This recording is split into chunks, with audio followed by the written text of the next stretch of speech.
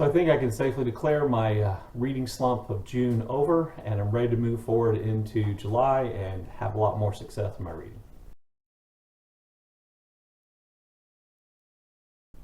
Hello and welcome back to Bookish, and welcome to my Saturday Hodgepodge, my weekly wrap-up of all things BookTube, Bookish, anything else I want to talk about. I do have several things that I wanted to talk about in today's video. So let's get to the reading wrap-up for June first. So like you picked up on from the introduction here, and if you've been following my channel here or my Patreon channel, you know that June was a really slumpy reading month for me. I didn't get a whole lot read. I only finished 4 books. One of them I'd actually started ahead of time, which really disappointed me because I had a really ambitious TBR for June, and it just didn't work out.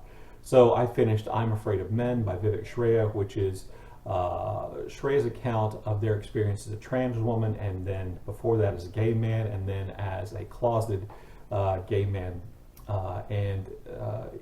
In that book, Shreya effectively kind of describes all the ways in which men, are intimidating or pose a threat, real or imagined, or real or possible to other gay men, to trans women, to women in general, and it really was thought-provoking.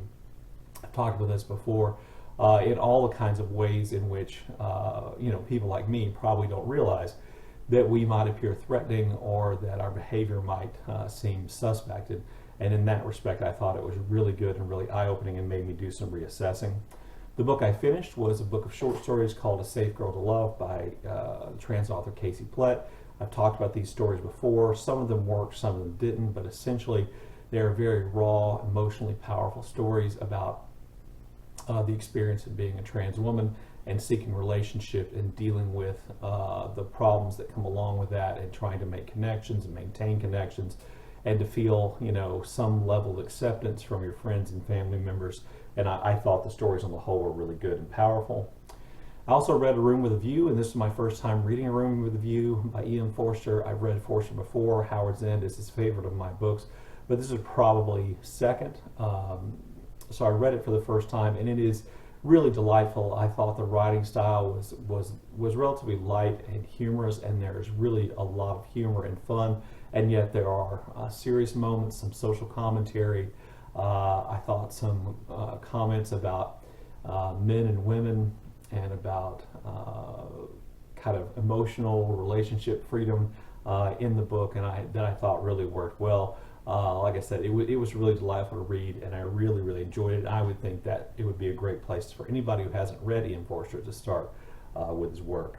And then I also read Just Like Home by Sarah Gailey, a non-binary author who I have read several books by: The Hippo Duology, Magic for Liars, The Echo Wife. Among them, this book did not disappoint.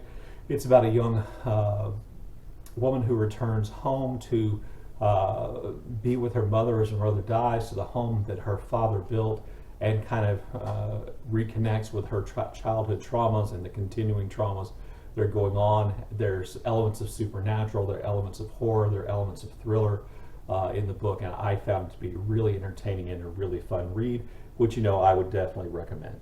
So those are the only 4 books that I know that I finished in June. I'm hoping to have a better month in July in terms of reading, and in part to try to facilitate that, I have not kind of set up any real reading goals, or not participating in any reading events. This will be the first year I don't think I do anything for Jane Austen July, just to try to kind of free myself up for reading, and so far it's going really well. I am buddy reading Zora and Langston, Story of Friendship and Betrayal. I'm buddy reading this with BookTube commenter extraordinary Stephanie Cohen. This is exactly the kind of nonfiction that I like. It talks about writers. It's a work of history. Those are subjects that I really, really do enjoy. And Stephanie told me she was going to be reading this after one of my books that ended friendships videos, and we decided to buddy read the book together. I'll be checking in with Stephanie today. I have finished the first 120 pages or so, and I am enjoying it, and it's kind of, I think, going to direct me to reading more nonfiction this month. I'm also still struggling my way through Tomb of Sand by Geetanjali Shree, translated by Daisy Rockwell. This book has been a struggle with me, not because I don't think it's interesting and not because I don't want to continue reading it. It's had a hard time holding my interest. The writing is lush and imagery dense and really, what's the word for it? I don't know, full of life and all kinds of things like that. But the plot itself is not holding me, and the characters themselves are not characters that I've made a connection to yet. It is about 600 pages long. I'm about page 356, but I do hope to finish this in July and make that maybe my last fiction read of the month.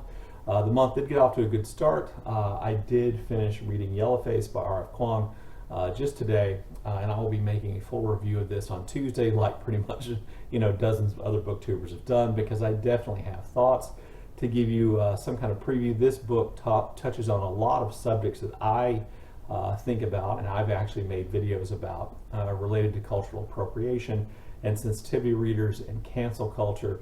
And so I have thoughts. And while I don't think this book necessarily sparked any original thoughts on my part, it did make me think back through what I think and what I believe and what I've said in the past. So I'll be doing a full review of this, and that review should be out on Tuesday of next week.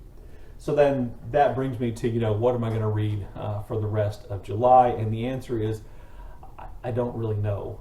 At this point right now, I'm probably going to concentrate on reading nonfiction. I definitely want to get to As We've Always Done by Leanne Bettasemasake Simpson, whose Nupaming was my book of the year last year or the year before last.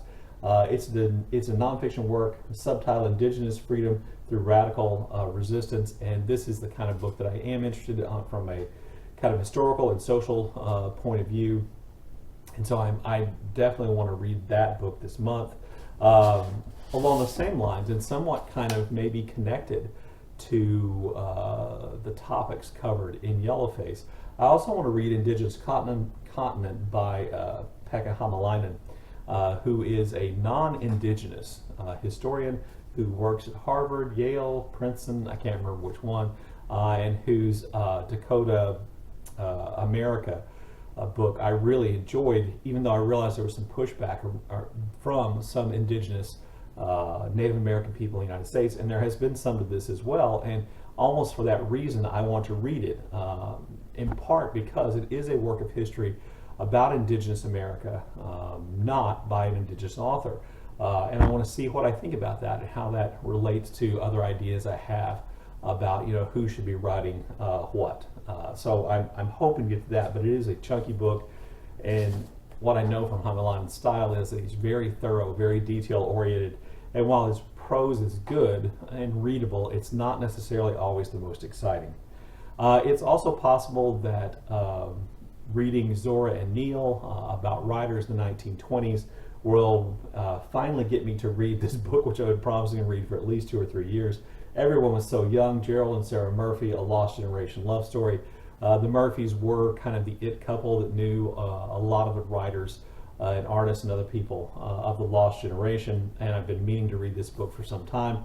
The print is very small, but I'm hoping that Zora and Neal will inspire me to get to that. And then, if not, maybe I'll also read Vera by Stacey Schiff, which is a biography of Vladimir Nabokov's wife.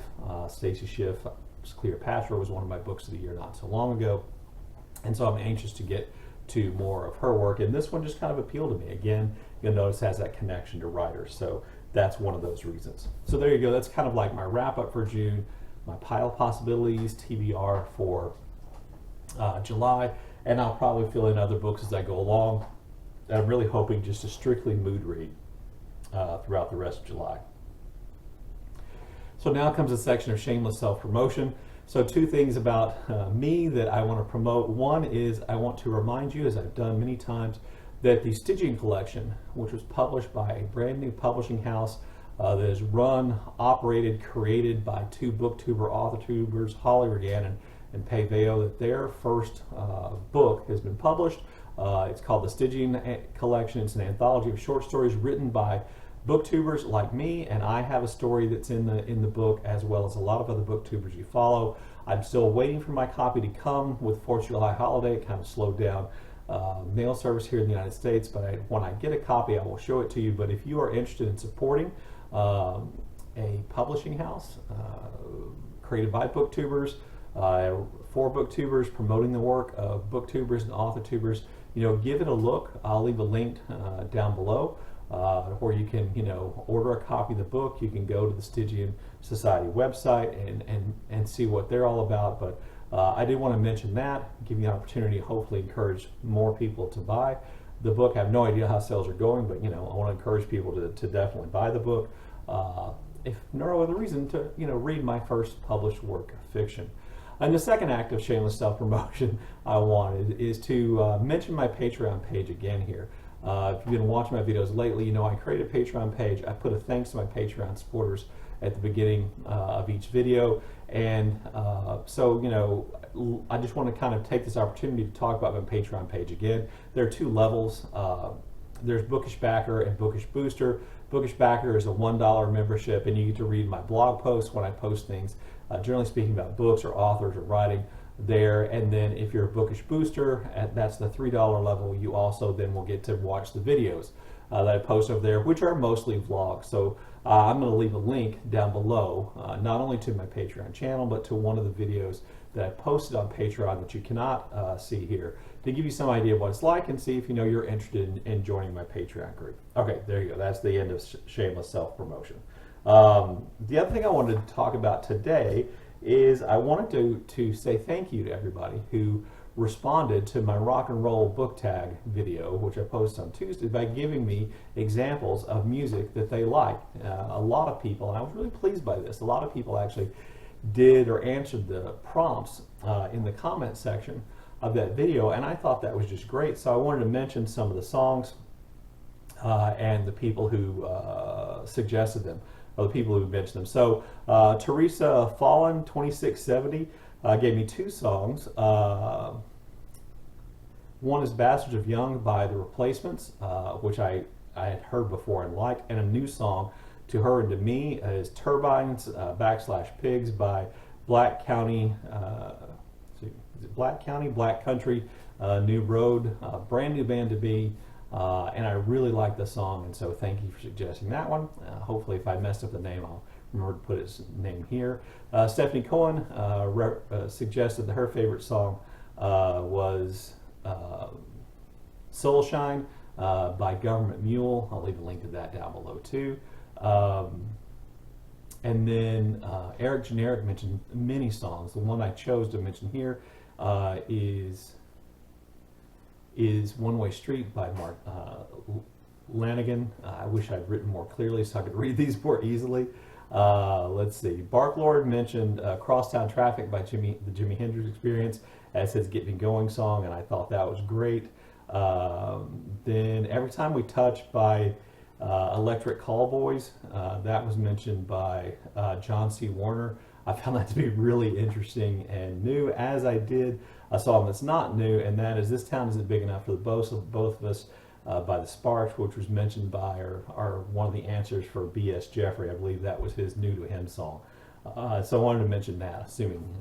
So there you go. I'll leave a link to those songs down below so you can enjoy those pieces of music as well. And thank you to everybody who responded to that video by leaving their songs.